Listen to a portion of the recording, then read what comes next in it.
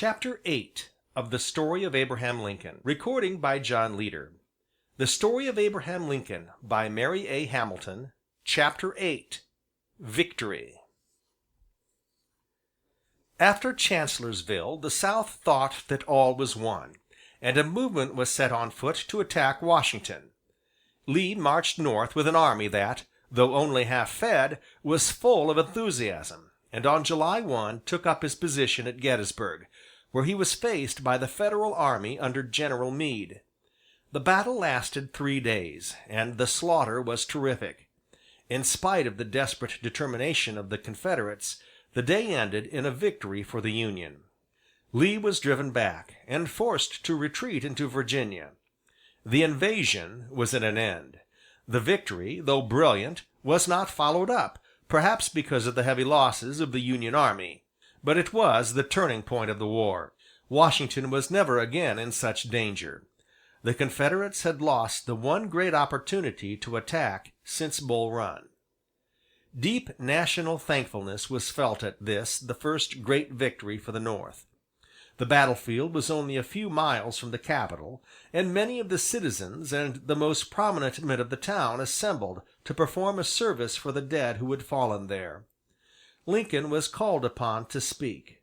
He had not prepared anything, but the short speech which he gave made a deep impression upon all who heard it, and puts into very noble words the thoughts that were always present to his mind. 7 years ago, our fathers brought forth a new nation upon this continent, conceived in liberty and dedicated to the proposition that all men are created equal. Now we are engaged in a great civil war, testing whether that nation, or any nation so conceived and so dedicated, can long endure. We meet to dedicate a portion of it as a final resting place of those who here gave their lives that the nation might live. It is altogether fitting and proper that we should do this. But in a larger sense, we cannot dedicate, we cannot consecrate, we cannot hallow this ground. The brave men, living and dead, who struggled here, have consecrated it far above our power to add or detract. The world will take little note, nor long remember what we say here, but it can never forget what they did here. It is for us, the living, rather, to be dedicated here to the unfinished work that they have thus far so nobly carried on. It is rather for us to be dedicated here to the great task remaining before us, that from these honored dead we take increased devotion, for the cause for which they here gave the last full measure of devotion, that we here highly resolve that these dead shall not have died in vain, that this nation shall, under God, have a new birth of freedom, and that the government of the people, by the people, and for the people, shall not perish from the earth. In words like these, Lincoln inspired the people of the North to see the greatness of the cause for which they were fighting. They were fighting for liberty, for a free government of free men, for a united America that might be to the world a pattern of such a free government. If the South won, if America were a house divided forever against itself, one half would have slavery. If the North won, and America were a whole again, slavery was gone. The Declaration of Independence, proclaiming the equal rights of all men to life and liberty, would be for the first time fully realized. And encouragement came at last. On the 4th of July, on Independence Day, Grant telegraphed to Lincoln the news of the capture of Vicksburg. In the beginning of May, Grant had defeated Pemberton, the Confederate general, and shut him up in the town with his great army. After an unsuccessful assault in the end of May, he sat down patiently before the town, prepared to wear out its resistance. After great sufferings, the famishing garrison surrendered. Pemberton and 30,000 men, whom the South could but ill spare, were prisoners of war. Hundreds of cannon and thousands of muskets fell into the victors' hands. Vicksburg was a position of importance, the key to the Mississippi. Lincoln could now say, The Father of Waters again goes unvexed to the sea. The joy in the North over these two victories was intense. The drooping spirits began to rise again, and as things went better, men turned with new confidence to the patient man whose courage had never failed him. With renewed spirit the North set itself to the great task before it. Lincoln now had men who were able to carry out great designs. By the end of 1863 things looked hopeful. The army had a nucleus of veterans who had received the best possible training, and a set of generals whose positions had been won not by political influence, but by hard work. Grant, Sherman, and Sheridan were men of ability, experience, and power. The plan of campaign for 1864, drawn up, under Lincoln's advice, by Grant and Sherman, was masterly. Carried out magnificently, it led to the complete triumph of the North. It was the complete development of Lincoln's earlier plans. Grant, with the Army of the West, was to face Lee in Virginia and drive him south, finally to capture Richmond, the Confederate headquarters, and force Lee to yield. Sherman, marching south and east, was to carry the war into the heart of the Confederacy, to follow General Johnson, push him to the sea, and capture him. "We intend," said Sherman, "to fight Joseph Johnson till he is satisfied." Then Sherman, marching north, was to cooperate with Grant by cutting off Lee's retreat. Meantime, Sheridan was to deal with General Early in the Shenandoah Valley, west and south of Washington.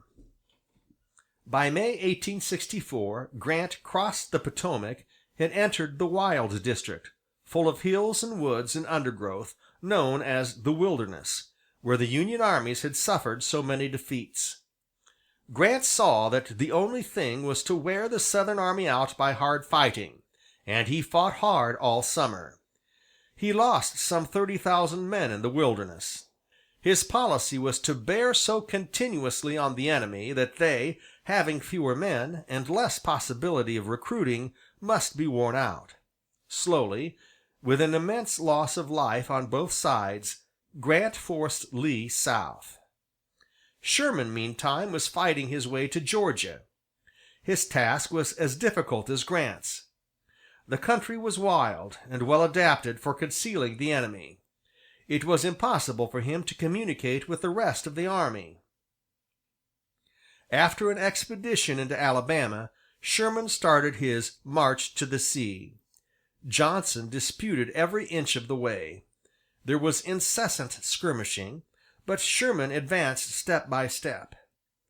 While Sherman and Grant were thus slowly wearing down the resistance of the enemy, the Unionists were once more encouraged by a brilliant naval success. In August, Farragut came victorious out of a terrific fight in Mobile Bay. Entering the harbor in spite of the line of mines, he plucked victory out of the very jaws of defeat. Sherman was now besieging Atlanta, which he captured on September 1. About the same date, Sheridan defeated Early at Winchester in the Shenandoah Valley. These successes decided the presidential election. Lincoln had been unanimously nominated as the Republican candidate, not, as he said, because they have decided I am the greatest or best man in America, but rather they have concluded that it is not wise to swap horses while crossing a river, and have further concluded that I am not so poor a horse that they might not make a botch of it in trying to swap. Against him, the Democratic party, whose main principle was opposition to the war, supported ex-General McClellan, declaring, "The war is a failure." The Democrats found their main supporters among those, and they were fairly numerous, who disliked Lincoln's Emancipation Proclamation. Lincoln made no efforts to secure his reelection. He had been before the nation as president for 4 years. His policy was tried, his opinions known. Even McClellan did not dare to propose to abandon the Union. On that point the North was now united, and that being so, the successes of September made Lincoln's reelection practically certain. Out of 233 electoral votes, Lincoln received 212. He had a majority in every free State save one. The election was a complete triumph for the President. The noble words of the address which he delivered on taking up his duties for a second time mark the spirit in which he celebrated that triumph. With malice toward none, with charity for all, with firmness in the right as God gives us to see the right, let us strive on to finish the work we are in, to bind up the nation's wounds, to care for him who shall have borne the battle, and for his widow and his orphan, to do all that may achieve and cherish a just and lasting peace among ourselves and with all nations. On November 16, Sherman marched on by Atlanta. By December he had reached Savannah and began to bombard the city. It surrendered on December 21, and Sherman wrote to Lincoln, "I beg to present you as a Christmas gift the city of Savannah." Leaving Savannah early in the new year 1865, the army marched, ravaging, through South Carolina. Columbia was burned and Charleston captured. By March, Sherman was in North Carolina and in communication with Grant. The net was ready to be drawn round the Confederate army. Grant, meantime, was bearing steadily on. The losses of the Union armies were enormous, and made the President's tender heart bleed. Grant began to be hampered by the inferior quality of his troops, and during the summer months matters seemed to be going ill with the North. In September, however, Sheridan inflicted a series of defeats upon Early in the Shenandoah Valley, and on October 18 vanquished him decisively at Cedar Creek. The remaining Confederate army, under Hood, was defeated at Nashville in the West, and now Lee's was the only army in the field. The Confederacy was surrounded by a band of fire. The sea was in the hands of the Union, the Mississippi shut off any help from the coast. Sherman had harried Georgia and Carolina, destroying their supplies. Sheridan had raided Virginia. Grant was at the gates of Richmond. Through the whole summer of 1864 and the winter of 1865, Grant besieged Richmond. There were indecisive engagements, but the armies did no more than feel each other. With the spring, however, Grant took the offensive again. On March 31, Sheridan gained a brilliant victory at Five Forks, and this enabled Grant to break Lee's lines. On April 3, the Stars and Stripes floated over Richmond. On April 9, Lee and his army surrendered to Grant at Appomattox. The war was at an end. Lincoln had been with Grant's army during the closing days of March. He entered Richmond on April 3. Everywhere the negroes saluted him as their liberator, kneeling on the ground before him and clasping his knees. "May the Lord bless and keep you, Massa President Lincoln." End of chapter 8.